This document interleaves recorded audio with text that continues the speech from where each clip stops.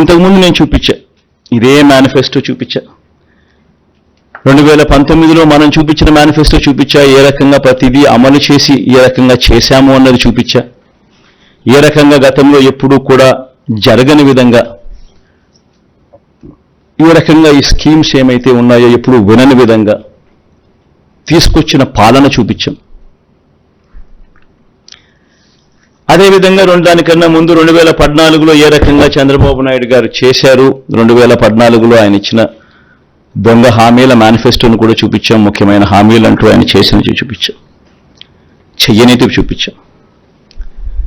ఇప్పుడు మళ్ళీ సూపర్ 6 అంటున్నాడు, మళ్ళీ సూపర్ 7 అంటున్నాడు చంద్రబాబు నాయుడు గారు.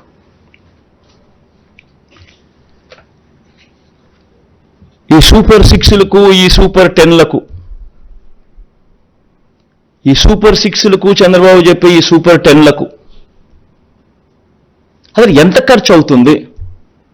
ఇది సాధ్యమేనా?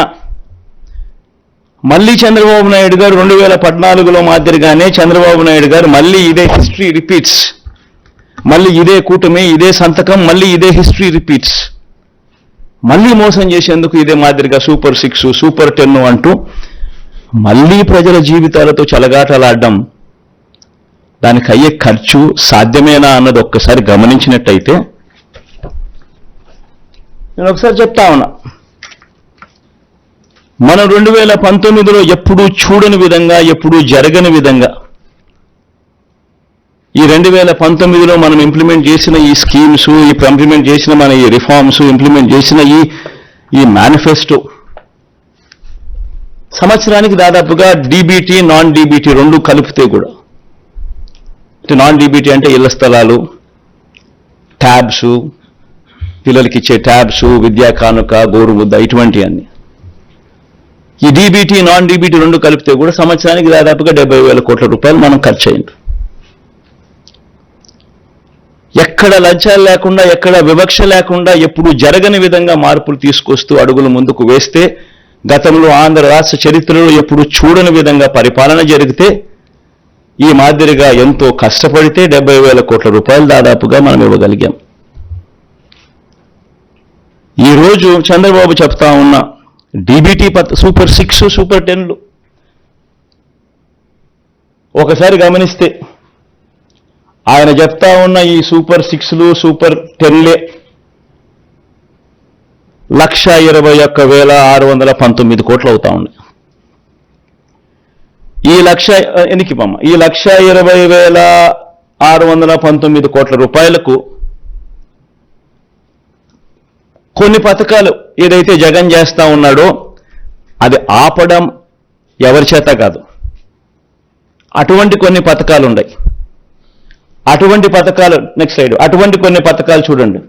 ఫీజు రీయింబర్స్మెంటు, ఈరోజు పూర్తి ఫీజు రీయింబర్స్మెంటు జగనన్న విద్యాదీవెన ఇస్తా ఉన్నాడు, వసతిదీవెన ఇస్తా ఉన్నాడు, దాన్ని ఆపడం ఎవరి చేత కాదు.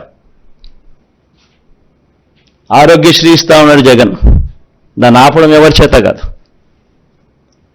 సంపూర్ణ పోషణం ఇస్తా ఉన్నాడు, అంటే లాక్టేటింగ్ మదర్సు, ప్రెగ్నెంట్ మదర్సు, 6 ఏళ్ల దాకా ఉన్న పిల్లలకు సంబంధించిన సంపూర్ణ పోషణం ఆపడం ఎవరి చేత కాదు. ఫ్రీ రైస్ ఇస్తా ఉన్నాడు జగన్, కేంద్రం ఇస్తా ఉన్నది ఒక పర్సంటేజే, మిగిలింది రాష్ట్ర ప్రభుత్వం ఇస్తా ఉంది. 1,48,00,000లో కేంద్రం అప్రాక్సిమేట్గా 90 లక్షలకి ఇస్తుంది, మిగతాన్ని మనం ఇస్తాం. అది కూడా మనం క్వాలిటీ పెంచి ఇస్తా ఉన్న బియ్యం. సో దానికి ఖర్చు 18,50,000 మంది రైతన్నలకు ఫ్రీ ఎలక్ట్రిసిటీ ఇస్తా ఉన్నాం. రైతన్నలకు గోరుముద్ద, చిన్నపిల్లలకు పెట్టే గోరుముద్ద జగన్ చేస్తా ఉన్నాడు, చేయక తప్పదు దేవుడికి. ఇటువంటి ఈ పథకాలకు మరో 29,100 కోట్లు ఏ ప్రభుత్వమైనా చేయక తప్పని ఖర్చు. రెండు కలిపితే 1,50,718 కోట్లు.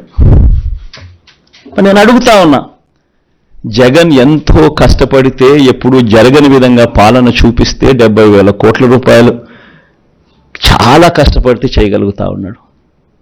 మరి 1,50,000 కోట్ల రూపాయలతో ఆయన సూపర్ 6 అంటాడు, సూపర్ 10 అంటాడు. ఈ మాదిరిగా ప్రజలను అడ్డగోలుగా మళ్ళీ మోసం చేసేందుకు అడుగులు ముందుకు వేస్తా ఉన్నారు అనంటే ఇది సాధ్యమయ్యేదేనా?